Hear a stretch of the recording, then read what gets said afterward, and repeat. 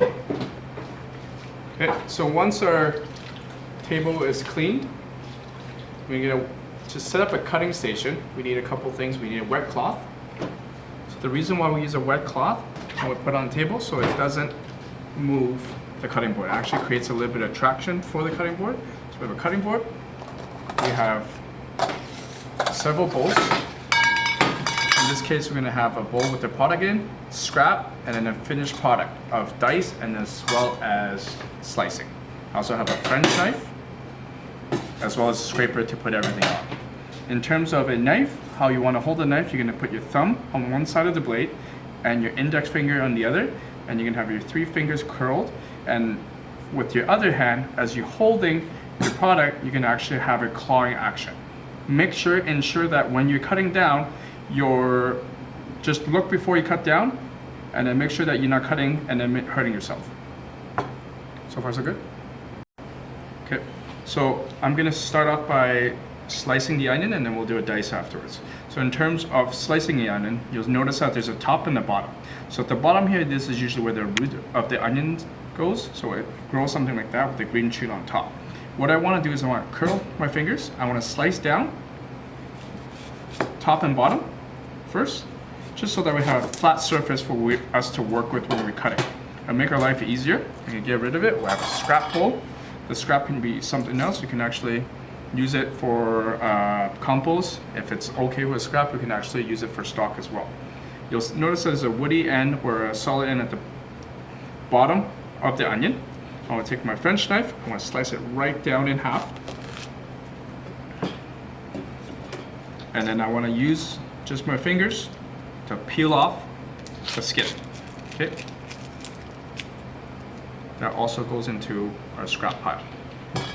In terms of slicing an onion, we want to cut a V shape, and we're going to try to cut away the core at the bottom. And then you'll notice if we do this right, there's lines and contours for us to actually follow the onion. So I'm going to curl my fingers again, and I'm just going to slice with the rocking motion, slice. And I'll be sure that when we're cutting down, we're not cutting our fingers. Our knuckles are guiding the side of the blade. When we reach towards the end, I'm just going to fold the onion over, make it flat so it's easier for us to cut. Okay, once we finish with that, just going to scrape, use a scraper, and put all our end product of sliced onions. Let's do that again. So I'm going to use my fingers, my hands, just to peel off the skin of the onion. I want to make sure we get into a couple layers into the scrap. We're going to cut the root and the V. We're going to take that away.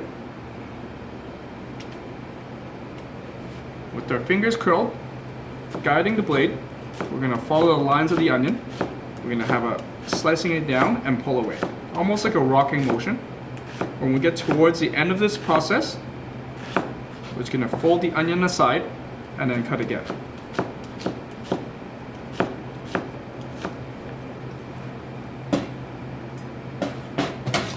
Scraper.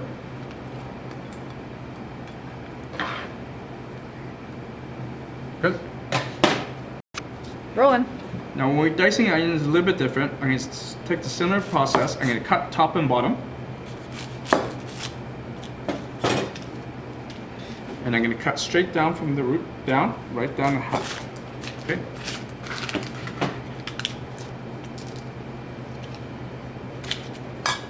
I'm going to use my fingers to peel off the skin of the onion.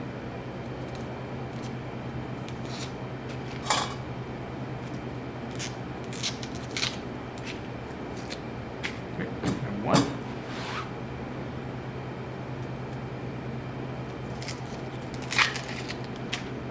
Do that again.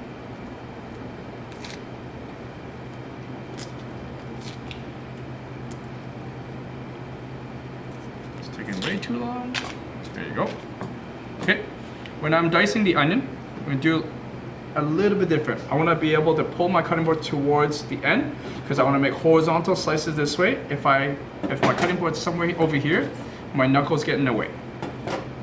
So I'm gonna pull it closer to the edge.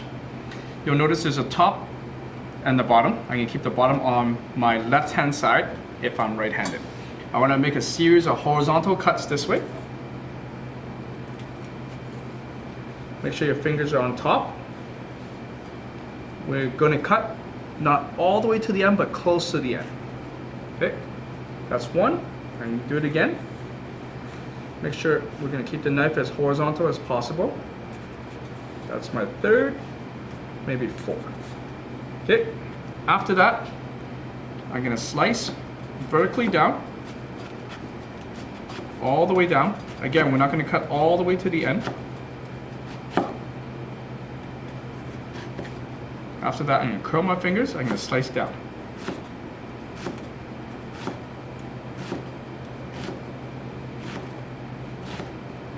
When I get to the end, I'm just gonna take that.